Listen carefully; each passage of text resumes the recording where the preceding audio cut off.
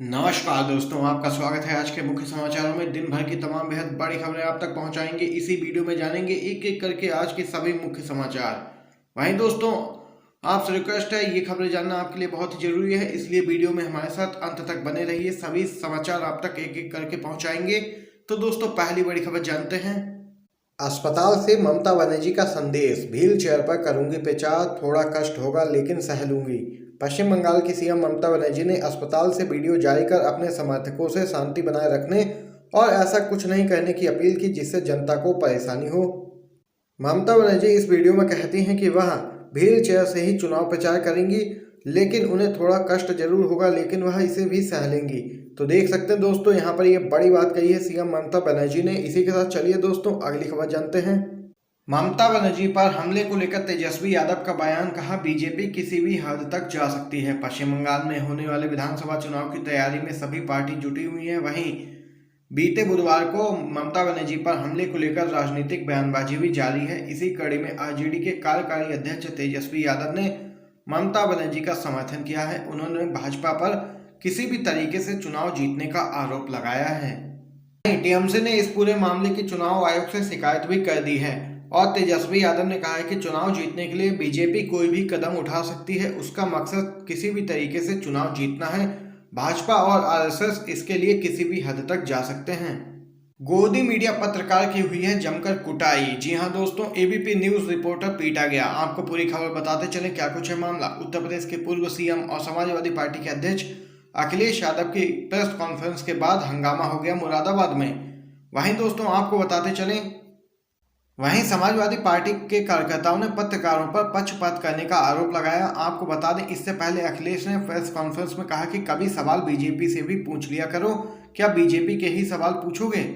वहीं दोस्तों आपको बताते चलें, इस पूरे मामले पर समाजवादी पार्टी के कार्यकर्ताओं ने मिलकर एबीपी न्यूज रिपोर्टर की जमकर कुटाई की है। तो देख सकते हैं बड़ी खबर निकल के आई है दोस्तों। एक और खबर जानते हैं इसी के साथ। तृणमूल कांग्रेस बोली ममता पर हमले की जिम्मेदारी चुनाव आयोग को लेनी होगी। जी हां दोस्तों, बड़ी खबर है। तृणमूल कांग्रेस ने नंदीग्राम में चुनाव प्रचार मुहिम के दौरान घायल हुई पश्चिम बंगाल की सीएम ममता बनर्जी को सुरक्षा मुहैया कराने में नाकाम रहने पर निर्वाचन आयोग की कड़ी आलोचना की है। वहीं दोस्तों आपको बताते चलें, टीएमसी ने निर्वाचन आयोग की निंदा की और कहा कि आयोग जिम्मेदारी से नहीं बच सकता है, क्योंकि विधानसभा चुनाव की घोषणा के बाद वही कानून व्यवस्था की स्थिति के लिए जिम्मेदार है। टीएमसी नेताओं ने दावा किया कि यह हमला तृणमूल सुप्रीमो की जान लेने का गहरा षड्यंत्र था। उन्होंने आरोप लगाया कि भाजपा ने पड़ोसी राज्यों से असामाजिक तत्वों को हिंसा करने के लिए नंदीग्राम भेजा था। राहुल गांधी ने साधा केंद्र पर निशाना, कहा भारत अब लोकतांत्रिक देश नहीं रहा। कांग्रेस के पूर्व अध्यक्ष राहुल गांधी ने केंद्र सरकार पर निशाना साधा है। राहुल गांधी ने एक रिपोर्ट को आधार बनाते हुए कहा कि भारत एक लोकतांत्रिक देश नहीं रहा। अब राहुल ने ट्विटर पर एक स्वीडन इंस्टीट्यूट डेमोक्रेसी की रिपोर्ट के हवाले से कहा कि भारत अब लोकतांत्रिक देश नहीं रहा है। आगे आपको दोस्तों बताते चलें, स्वीडन इंस्टीट्यूट ने अपनी इस रिपोर्ट में कहा कि भारत इस समय पड़ोसी देश पाकिस्तान की तरह एक तंत्रीय व्यवस्था वाला देश है। वहीं दूसरे और पड़ोसी बांग्लादेश में भारत से ज्यादा लोकतांत्रिक व्यवस्था इस समय है। और इसी रिपोर्ट को शेयर करते हुए राहुल गांधी ने कहा कि भारत अब लोकतांत्रिक देश नहीं बचा है और घेरा है केंद्र की मोदी सरकार को। खबर दोस्तों हरियाणा से, बीजेपी और जेजेपी विधायकों को खाप किसानों की धमकी, गांवों में घुसने की कोशिश न करें।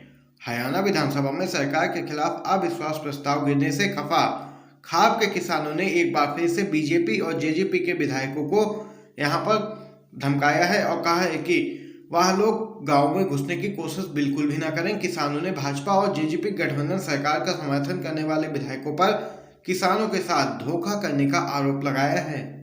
सरकार का समर्थन करने वाले विधायकों को सख्त लहजे में चेतावनी देते हुए खाप के 22 गांवों में घुसने की कोशिश न करें। और यहां पर किसानों ने जोरदार मोर्चा खोल रखा है हरियाणा की खट्टर सरकार के खिलाफ। और दुष्यंत चौटाला की भी मुश्किलें अब कम होने का नाम नहीं ले रही हैं। इसी के साथ दोस्तों एक और खबर जानते हैं। ममता बनर्जी की घायल तस्वीर शेयर करते हुए बोले भतीजे अभिषेक बनर्जी, बंगाल वालों बीजेपी को बंगाल की ताकत दिखा देना। पश्चिम बंगाल विधानसभा चुनाव से पहले मुख्यमंत्री ममता बनर्जी पर घातक हमला हुआ। वहीं अब दोस्तों आपको बताते चलें, इस पूरे मुद्दे पर राजनीति भी गर्मा गई है। टीएमसी अध्यक्ष ममता बनर्जी के भतीजे और पार्टी के नेता अभिषेक बनर्जी ने ट्विटर पर एक तस्वीर शेयर की है, जिसमें देखा जा सकता है कि ममता बनर्जी अस्पताल के बेड पर लेटी हुई हैं और उनके पैर में प्लास्टर लगा हुआ है। इस तस्वीर को शेयर करते हुए टीएमसी नेता अभिषेक बनर्जी ने भाजपा पर निशाना साधा है। उन्होंने लिखा है कि रविवार 2 मई को बंगाल के लोगों की ताकत देखने के लिए तैयार हो जाओ भाजपा। तो देख सकते हैं दोस्तों, बड़ी खबर निकल के आई है। इसी के साथ अगली खबर की तरफ चलते हैं। आज बंगाल की बेटी पर हमला हुआ है। अगर ये जीत गए तो पूरे बंगाल में आतंक मचाएंगे, इन्हें सबक सिखाएं, ये कहना है संजय सिंह का। पश्चिम बंगाल में होने वाले विधानसभा चुनाव से पहले राज्य में चुनाव प्रचार जोरों शोरों से चल रहा है। टीएमसी की अध्यक्ष और सीएम ममता बनर्जी ने इस विधानसभा चुनाव में अपना नामांकन नंदीग्राम सीट से किया है और वहीं नंदीग्राम में चुनाव प्रचार के दौरान ममता बनर्जी घायल हो गई थी, उनके पैर में भी चोट आ गई थी। और वहीं ममता बनर्जी ने इसका पूरा आरोप बीजेपी पर लगाया था, उसके कार्यकर्ताओं ने ही यहां पर हमला किया, ऐसा ममता बनर्जी ने कहा। और अब इस मामले में आम आदमी पार्टी के नेता और राज्यसभा सांसद संजय सिंह ने ट्वीट कर भाजपा पर जोरदार हमला बोला है। उन्होंने ट्वीट कर लिखा है कि भाजपा के गुंडों का दुस्साहस देखिए, चुनाव जीतने से पहले बंगाल की बेटी पर जानलेवा हमला। तो सोचिए, अगर चुनाव जीत गए तो पूरे बंगाल में आतंक का माहौल होगा। अपने वोट की ताकत से भाजपा को सबक सिखाएं। गौरतलब है कि पश्चिम बंगाल में जिस तरह से भारतीय जनता पार्टी का विरोध हो रहा है, पार्टी उसे देखकर बौखला गई है। और वहीं बीते दिनों कोलकाता में भारी तादाद में लोगों ने एकजुट होकर भाजपा को वोट न देने के नारे लगाते हुए प्रदर्शन भी किया था। इसी के साथ दोस्तों एक और खबर जानते हैं। किसान नेता बंगाल जाकर करेंगे बीजेपी के खिलाफ प्रचार। आज 294 गाड़ियां होंगी रवाना। केंद्र सरकार के 3 कृषि कानूनों के खिलाफ किसान पिछले 105 दिन से दिल्ली की सीमाओं पर बैठे हुए हैं। सरकार और किसानों के बीच जनवरी से बातचीत बंद है और वहीं इसी बीच किसान नेताओं ने अपने विरोध प्रदर्शन की रणनीति में भी बदलाव कर दिया है। किसान अब सरकार का विरोध करने के लिए उन 5 राज्यों में जाने वाले हैं जहां इस महीने से चुनाव होने वाले हैं। किसान नेता इन राज्यों में बीजेपी के खिलाफ अभियान भी चलाएंगे। दोस्तों बताते चलें, 5 राज्यों का दौरा करेंगे किसान और एक अपील की जाएगी कि लोग बीजेपी को नहीं बल्कि किसी को भी वोट दे सकते हैं। वहीं भारतीय किसान यूनियन ने यहां पर साफ तौर पर कहा है कि वह किसी भी पार्टी के पक्ष में लोगों को वोट डालने के लिए नहीं कहेंगे, लेकिन यहां पर यह बात जरूर कहेंगे कि वह लोग बीजेपी को वोट बिल्कुल भी ना दें। और इसकी शुरुआत करने के लिए 294 गाड़ियां भी रवाना की जाएंगी। आज देख सकते हैं दोस्तों, ये बड़ी खबर निकल के आई है। बंगाल में 4 ग्रुप लीडर्स के बनाए गए हैं। रोज 3 से 4 रैलियां विभिन्न जिलों में जाकर करेंगे। एक और खबर जानते हैं दोस्तों। सपा नेता ने लगवाए पीएम मोदी के पोस्टर, लिखा जो सिर्फ करे झूठा प्रचार, उखाड़ फेंको ऐसी सरकार। मोदी सरकार चुनाव के समय खुद के किए हुए वादे भूल सकती है, पेट्रोल डीजल के दामों में कमी लाने के वादे को भूल सकती है, लेकिन जनता और विपक्षी दल नहीं भूले हैं।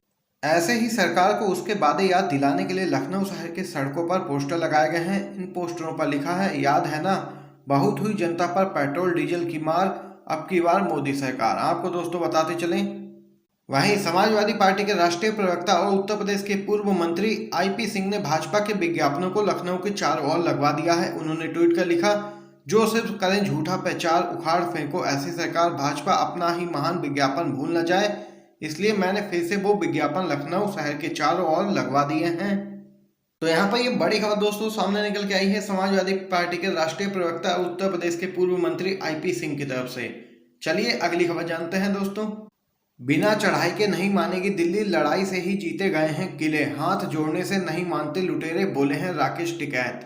भारतीय किसान यूनियन के नेता राकेश टिकैत ने कहा है कि किसानों की मांग को दिल्ली ऐसे नहीं मानेगी, इसके लिए लंबी लड़ाई लड़नी पड़ेगी।